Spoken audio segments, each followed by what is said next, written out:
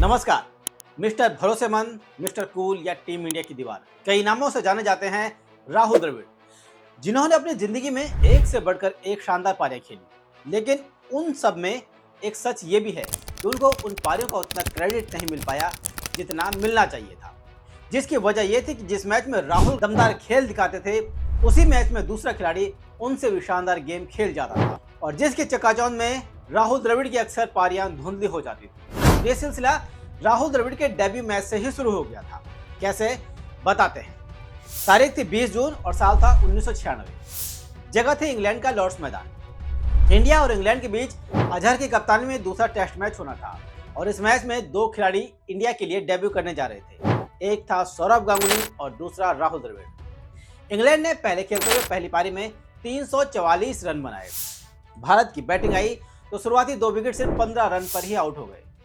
इसके बाद गांगुली तीसरे नंबर पर आए और अपने पहले ही टेस्ट मैच में उन्होंने शानदार शतक ठोकते हुए 131 रन बना डाले, और इस समय टीम इंडिया का स्कोर था 6 विकेट पर 296 रन। और फिर 7वें नंबर पर आए राहुल द्रविड़। जब राहुल द्रविड़ क्रीज पर आए तो उस समय क्रिकेट पंडितों को लग रहा था कि टीम इंडिया का स्कोर 350 से ज्यादा नहीं पहुंच पाएगा, लेकिन ये तो राहुल द्रविड़ है जिन्होंने सभी कयासों को धता बता दिया और 95 रन बनाकर टीम का स्कोर 431 तक पहुंचाया।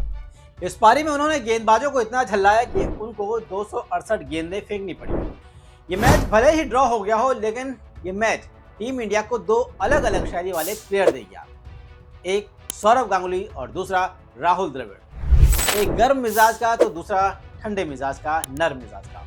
एक आक्रामक तेवर वाला तो दूसरा शांत शैली वाला। एक जोश से भरा तो दूसरा ठोस से। और इन्हीं दोनों खिलाड़ियों ने आगे चलकर टीम इंडिया की तस्वीर बदल दी।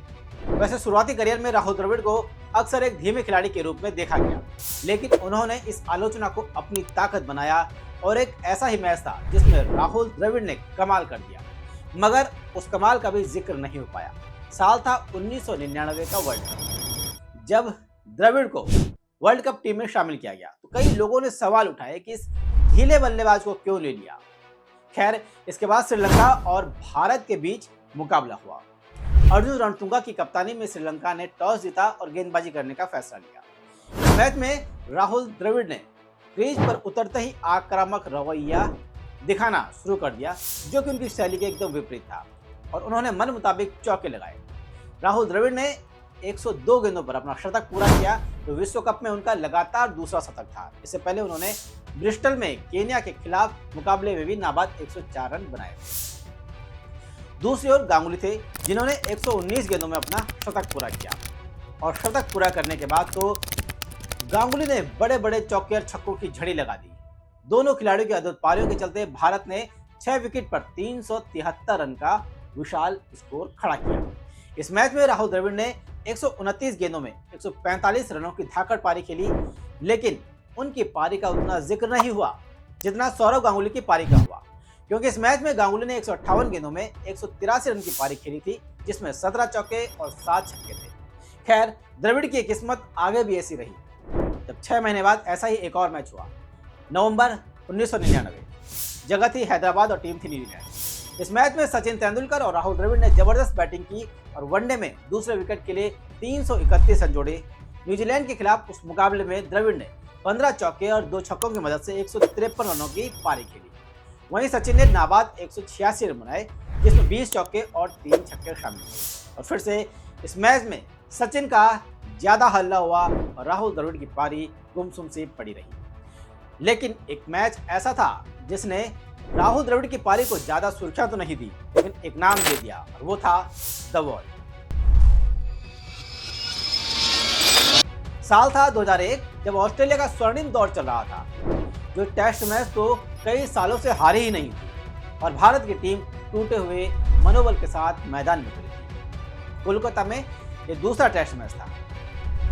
ऑस्ट्रेलिया ने पहले बल्लेबाजी करते हुए मैथ्यू हेडन के 97 और कप्तान स्टीव वॉ के शानदार 111 रनों की बदौलत पहली पारी में 445 रन बनाए। अब भारत की बारी आई तो पूरी टीम 171 रनों पर जुड़ गई और भारत को फॉलो ऑन हो गया। भारतीय टीम फॉलोन खेलने के लिए मैदान पर आई तो 52 रन के स्कोर पर शत्रुघ्न रमेश 30 और 115 रन के स्कोर पर सचिन तेंदुलकर 10 रन बनाकर आउट हो गए।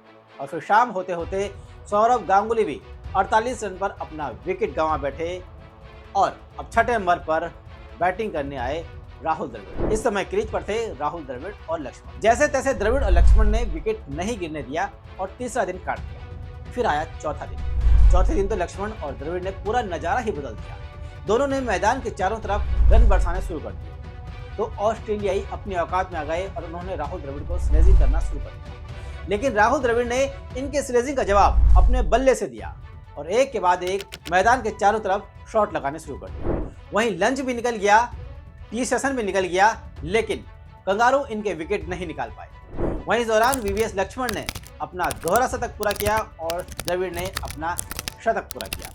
वहीं पांचवें दिन वीवीएस लक्ष्मण ने 281 और राहुल द्रविड़ ने 180 रन बनाए और दूसरी पारी में 376 रनों की शानदार साझेदारी की। जहां कल तक टीम इंडिया हारी हुई लग रही थी, अब वो जीत के लिए खेल रही थी। पांचवें दिन गांगुली ने लंच से पहले 657 रनों के स्कोर पर अपनी पारी की समाप्ति की घोषणा कर दी। ऑस्ट्रेलिया को इस टेस्ट को जीतने के लिए 384 रनों का टारगेट मिला, लेकिन सचिन और भज्जी की फिरकी में पूरी कंगारू टीम फंस गई और भारत की मैच जीत गई। इस मैच में हरभजन सिंह ने 7 विकेट चटकाए और इससे पहले वाली पारी में भी उन्होंने 5 विकेट चटकाए थे। तो इस मैच में सबसे ज्यादा चर्चा हुई वीवीएस लक्ष्मण की पारी की और उनके आगे द्रविड़ की पारी फिर से फीकी पड़ गई। साथ ही साथ हरभजन सिंह की भी चर्चा हुई, लेकिन इस पारी के लिए द्रविड़ को द वॉल का खिताब मिल गया। वहीं 2003 में ऑस्ट्रेलिया के एडिलेड मैदान में भारत ने एक असंभव सी जीत दर्ज की और इस जीत के नायक थे भरोसेमंद बल्लेबाज राहुल द्रविड़, जिनका पूरा क्रेडिट इस मैच पर उनको मिला। दरअसल द्रविड़ ने इस मैच में जो पारी खेली थी वो विदेशी धरती पर किसी भारतीय द्वारा खेली गई सर्वश्रेष्ठ पारियों में से एक थी। एडिलेड में हुए इस मैच में ऑस्ट्रेलिया ने पहले बल्लेबाजी करते हुए 556 रन का विशाल स्कोर खड़ा किया, जिसके जवाब में उतरी भारतीय टीम, जो शुरुआत से ही लड़खड़ा गई और उनके 85 रन पर 4 विकेट खो गए। इसके बाद एक बार फिर से वीवीएस लक्ष्मण और राहुल द्रविड़ ने जैसे तैसे पारी को संभाला। दोनों दिग्गजों ने 303 रनों की साझेदारी की। लक्ष्मण ने इस मैच में 148 रन बनाए और द्रविड़ ने 446 गेंदों में 233 रनों की मैराथन पारी की और भारत का स्कोर 523 तक पहुंचा दिया। जानकारों के मुताबिक द्रविड़ की शानदार बैटिंग का असर ही था कि दूसरी पारी में ऑस्ट्रेलिया की पूरी टीम 196 रन पर ढेर हो गई और भारत की इस मैच में शानदार जीत हुई। टेस्ट क्रिकेट में 30,000 से ज्यादा गेंद खेलने वाले राहुल द्रविड़ दुनिया के इकलौते बल्लेबाज हैं। उन्होंने अपने टेस्ट करियर में 31,258 गेंदों का सामना किया, जो कि एक वर्ल्ड रिकॉर्ड है। इतना ही नहीं, राहुल द्रविड़ के नाम टेस्ट क्रिकेट की शुरुआती 286 पारियों में एक बार भी गोल्डन डक का रिकॉर्ड नहीं है, जो एक अपने आप में रिकॉर्ड है। राहुल द्रविड़ को अक्सर एक टेस्ट खिलाड़ी के रूप में याद किया जाता है, लेकिन उनके एक दिवसीय करियर को नजरअंदाज नहीं किया जा सकता। द्रविड़ ने वनडे क्रिकेट में 10,000 से ज्यादा रन बनाए और कई महत्वपूर्ण मौकों पर अपने दम पर टीम इंडिया को जीत दिलाई। इसके अलावा 2007 के T20 वर्ल्ड कप में वो भारतीय टीम के कप्तान भी रहे। बता दें कि 11 जनवरी 1973 को मध्य प्रदेश के इंदौर में उनका जन्म हुआ था और क्रिकेट से उनका पहला परिचय तब हुआ जब वो महज 12 साल के थे। उनके कोच के अनुसार राहुल कभी भी क्रिकेट की रेस में सबसे तेज नहीं रहे, लेकिन उनमें जो धैर्य था, उनका जो ध्यान था, उनमें जो संयम था, उसने उन्हें सबसे अलग कर दिया। ये बहुत कम लोग जानते हैं कि राहुल द्रविड़ ने शुरुआत में हॉकी भी खेली और उनके पास स्टेट लेवल तक खेलने का मौका भी था। 2012 में क्रिकेट से संन्यास लेने के बाद राहुल द्रविड़ का खेल से रिश्ता खत्म नहीं हुआ। वो भारतीय अंडर 19 टीम और इंडिया ए टीम के कोच रहे। इसके बाद भारतीय टीम के वो कोच बने, जहां उन्होंने इन खिलाड़ियों को निखारने में अहम भूमिका निभाई। तो ये थी राहुल द्रविड़ की कहानी, एक शांति की प्रेरणादायक व्यक्तित्व की कहानी। अगर आपको ये वीडियो पसंद आया हो तो लाइक और सब्सक्राइब करना ना भूलें। नमस्कार।